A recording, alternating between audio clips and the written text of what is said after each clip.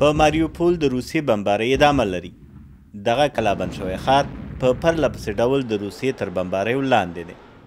د سټلایټ انځورونه د ویجاړیو کچه ښیي. د هستوګنې اپارتمانونه سوځېدلي. د اوسپنې فابریکه په ګولیو لګېدلې. هغه کسان چې له ماریوپول څخه په تېښته بریالي شوي وایي چې هلته وضعیت ډېر خراب دی.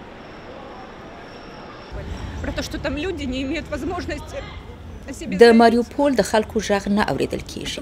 هغوی مرستې ته اړتیا لري.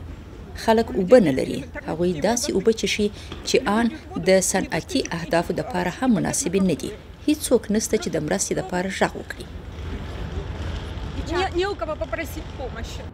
په ماریوپول کې په لسګونو زره خلک بند پاتې دي چې له پاسه پرې بمونه ورېږي. اوس مهال په ماریوپول کې شاوخوا 80,000 کسان په غیر انساني شرایطو کې تر محاصرې لاندې ژوند کوي. خواړه، اوبه او دارو درمل نشته او تر بمبارۍ لاندې دي. له څو اونیو راهیسې هڅه کوو چې د ماریوپول د اوسیدونکو لپاره باثباته بشري دهلیز رامنځته کړو، خو له بده مرغه زموږ کابو ټولې هڅې د روسي اشغالګرو د بمبارۍ یا په قصدي ډول د هغوی لخوا د ډار اچولو له کبله له خنډ سره مخامخ شوي دي.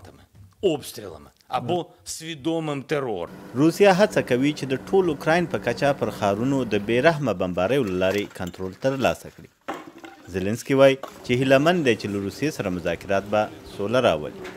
هغه وایي چې اوکراین چمتو دی چې د کریمیا او دونباس بېلتون غوښتونکي سیمو په هکله تر یوه اوربند وروسته خبرې وکړي، خو په دې اړه باید هر ډول تړون د اوکراین خلک تایید کړي.